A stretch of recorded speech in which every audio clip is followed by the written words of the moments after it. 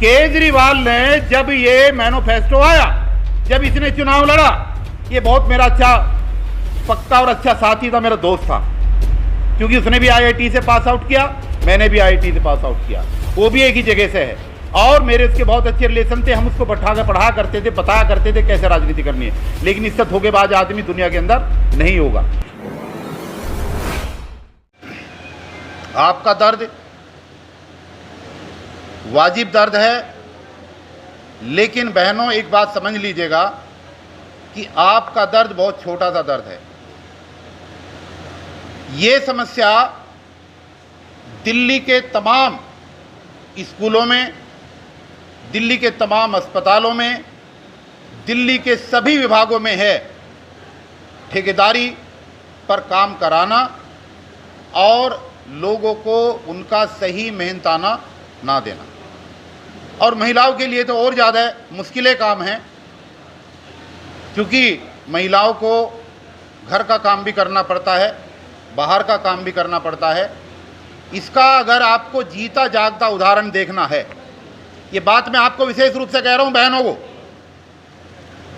कि दिल्ली में ही पटपड़गंज जगह है, पटपड़गंज के गेट पर आपकी ही जैसी 170 सफाई कर्मचारी के रूप में 14 सालों से काम करने वाली बहनें वहां पर धरने पे बैठी हुई हैं। उनका कसूर कितना था कि 14 साल तक लगातार उन्होंने स्वामी दयानंद अस्पताल यहीं बगल में है, जिसको जनरल स्टोर कहते हैं, हॉस्पिटल कहते हैं, वहाँ पर काम किया। जब कोरोना था, जब बाप बेटे को हाथ नहीं लगाने को तैयार था, बेटा बाप को हाथ लगाने को तैयार नहीं था, तो उन्होंने घर से पैदल आ करके लॉकडाउन के समय में कोरोना पेशेंट का इलाज किया, उनकी लाश पैक करी। और उनके साथ ये हुआ कि 30 मार्च को वहाँ के ठेकेदार ने कह दिया कि कल से आपकी सेवाएं ख़त्म हैं, और 170 की 170 महिलाओं को नौकरी से बाहर कर दिया।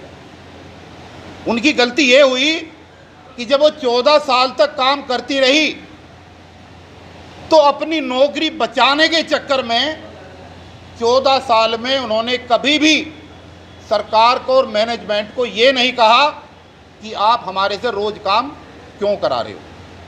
बिना छुट्टी के, बिना साप्ताहिक अवकाश के लगातार काम करती रही, और जब नौकरी से बाहर होगी तो उनको एहसास हुआ कि हम कितनी बड़ी गलती कर बैठे हैं।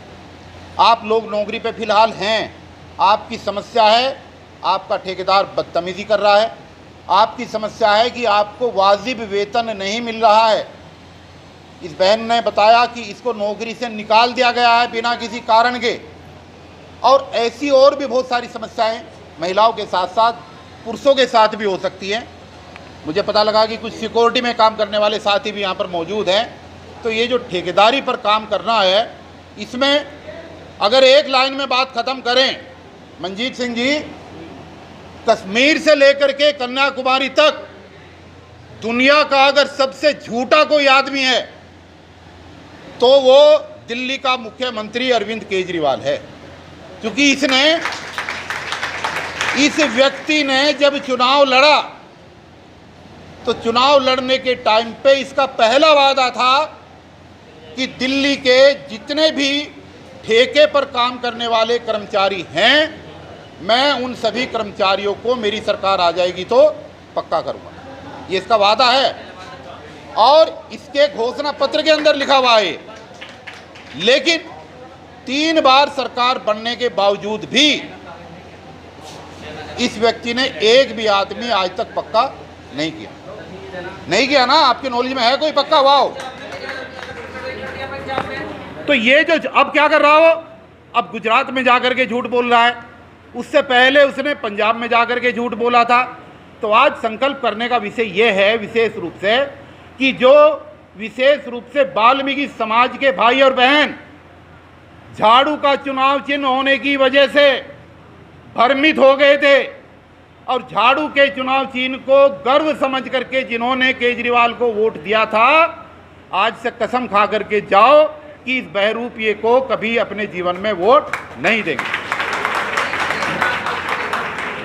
ट्रेड यूनियन का एक एक्ट होता है, ट्रेड यूनियन का एक एक्ट होता है, वो आपको जानना जरूरी है। मजदूरों की सबसे बड़ी मजबूरी ये होती है कि वो अपने अधिकारों की जानकारी पूरी तरीके से नहीं रखते हैं। आप लोगों को, मुझे नहीं पता कितने दिन हुए, मैं भी इस बेटी से पूछ रहा था कि कितने दिन हो गए। इसने बताया मेरे को कि 6 साल हो गए, और इसने साथ में ये भी बताया कि कुछ माताएं बहनें यहाँ पर ऐसी भी हैं जिनको 6-6 साल से भी ज़्यादा काम करते हुए हो गए हैं, है ना ऐसा? देखिए, कानूनों को जानना आप लोगों के लिए सबसे बेहद जरूरी है।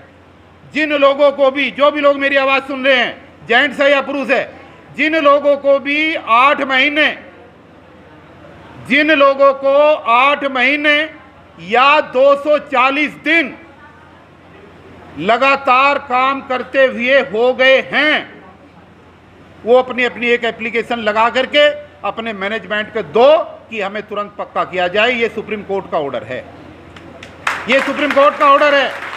और ये गलती करते हैं हमारे कर्मचारी, हमारे कर्मचारी ये गलती करते हैं कि ये लिख करके नहीं देते, और जब इनको निकाल दिया जाता है और इनसे पूछा जाता है कि आपने कभी विरोध किया था, तो इनके हाथ में लिखित का कोई कागज नहीं होता।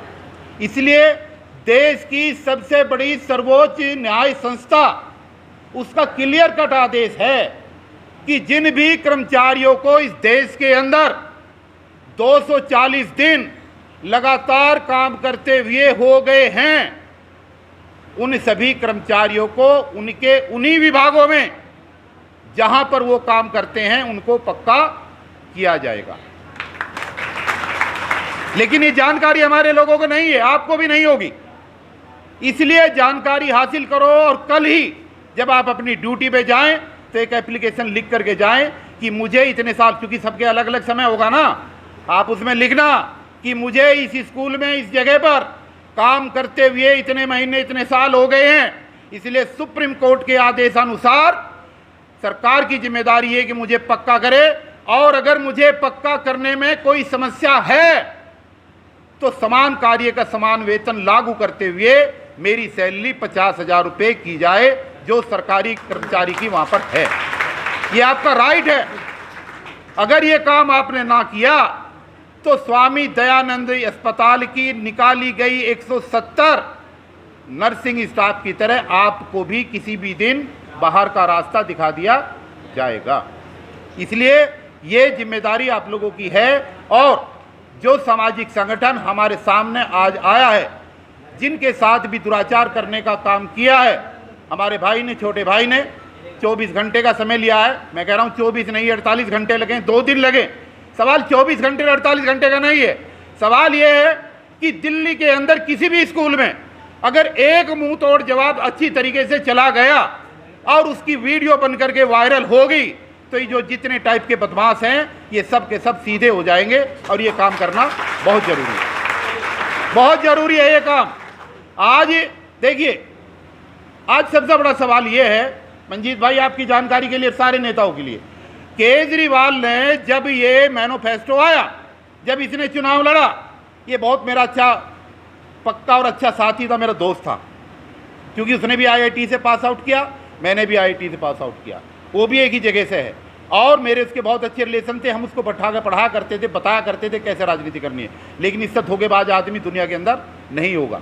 इसने, ये बात मैं आपको इसलिए कह रहा हूँ कि मैंने बिजली विभाग के अंदर चीफ इंजीनियर रहते हुए अपनी 3.5 लाख रुपए महीने की नौकरी इसलिए छोड़ी क्योंकि वहाँ पर 25,000 कर्मचारियों का शोषण इसी तरीके से हो रहा था जैसे आप लोगों का हो रहा है।